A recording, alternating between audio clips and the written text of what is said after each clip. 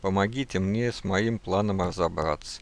У меня нет котельной, котел навесной на кухне, а коллектор хочу поставить в кабинете на первом этаже оба. Можно так, или коллекторы ставятся только поэтажно, и где их правильно поставить? Дом 240 квадратных метров, и еще сколько магистралей нужно тянуть к коллектору на первом этаже и на втором этаже, чтобы правильно работало отопление. И где ставят коллектор на радиаторы. Все, что красным отмечено, это теплый пол и отопление. Вот так вот выглядит проект. Значит, это план первого этажа. Котел навесной у него вот здесь вот располагается на кухне. И два коллекторных шкафа, которые он хочет расположить в кабинете на первый и на второй этаж. Значит, обращаю ваше внимание, что, по крайней мере, я никогда так не делал и не рекомендую, что оба коллектора вам располагать на первом этаже. Желательно все-таки и рекомендуется на каждый этаж свой коллектор. По крайней мере, неудобно будет все петли со второго этажа тянуть на первый. Это будет очень большое количество петель, и получится у вас паук. Спрятать такое количество труб очень сложно. Давайте посмотрим, какие я бы хотел рекомендации дать по данному вопросу. Ну, понятно, котел навесной, пускай он на месте и висит, никому он здесь не мешает. Коллектор первого этажа я расположил, как и всем уже всегда советую, где-нибудь посередине вашего помещения, для того, чтобы петли были равномерно одинаковые по длине. И мои рекомендации расположить опять же где-нибудь в кухне, ну, предположим, вот в этом месте. И тогда у вас петли с кабинета пройдут здесь. Ванную комнату, туалет можно захватить вот таким вот образом. Но это опять же мои просто предположения. Все это, конечно, считать надо. И третья петля, или будет пускай четвертая, это самая большая, у вас будет кухня. Может быть, кухню придется и разбивать на две петли. Все зависит от того, какие теплопотери самой кухни будет. У вас остается здесь гараж, и здесь будет еще радиаторная система отопления. Еще бы я сделал бы по такому варианту, то есть радиаторная пошла бы у меня ленинградка и захватила бы все радиаторы вот таким вот образом и вернулась в котел. Подключил бы радиаторы по ленинградке. Можно отдельную петлю сделать на радиаторы и отдельно петлю сделать на коллекторный шкаф.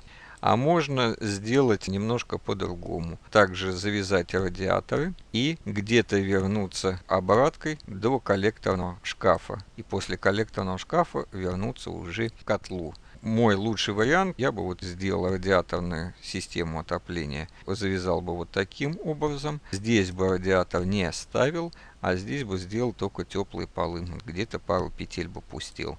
А на обратке уже посадил бы вот этот коллекторный шкаф. Потому что здесь, пускай даже из котла выходит порядка 80 градусов, пока все радиаторы пройдет, сюда до коллекторного шкафа уже пройдет где-то порядка 60-55 градусов температура. В любом случае перепад в 15-20 градусов у вас будет.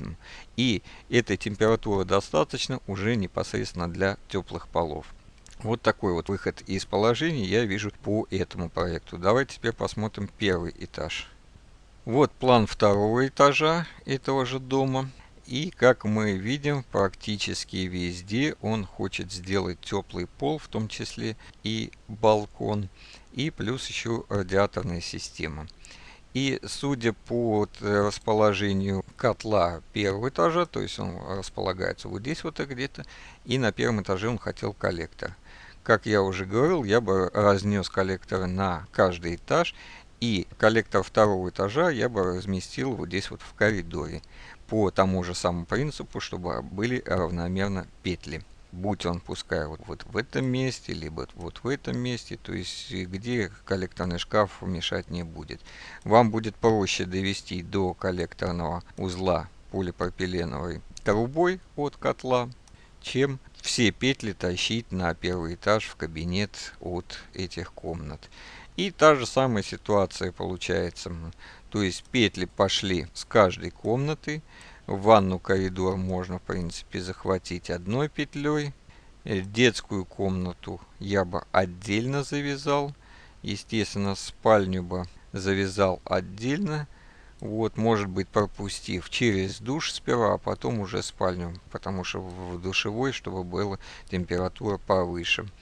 И комната бы спортивная, и захватив уже сам коридор, потому что здесь температура уже больше 20 градусов в коридоре по большому счету не нужна. 18-20 градусов достаточно для коридора, так как это непостоянное место проживания. Но балкон, в зависимости от того, какая температура вам нужна на балкон, либо сделал отдельной петлей, запустил бы, либо комнату спортивную саму по себе завязал отдельной, а коридор с балконом уже бы завязал тоже отдельной петлей. Это на ваш выбор, я просто вам показываю принцип, как можно сделать, какие варианты могут.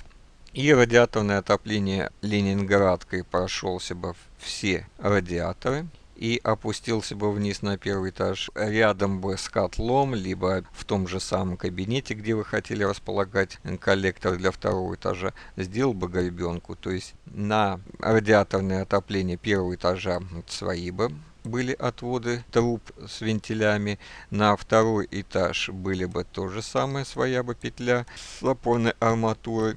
И на коллектор первого этажа бы своя петля, и на коллектор второго этажа своя петля. То есть у вас бы было бы 4 петли. Это идеальный вариант, потому что легче было бы регулировать. Но если такой возможности нету, то делал бы уже просто 2 петли первый этаж и второй этаж. На первый этаж, пройдя все радиаторы и на обратку посадив коллекторный шкаф. И то же самое для второго этажа, пройдя сперва все радиаторы, на обратку посадив коллекторный шкаф и вернувшись уже в котельную. Вот такие вот рекомендации по этому проекту.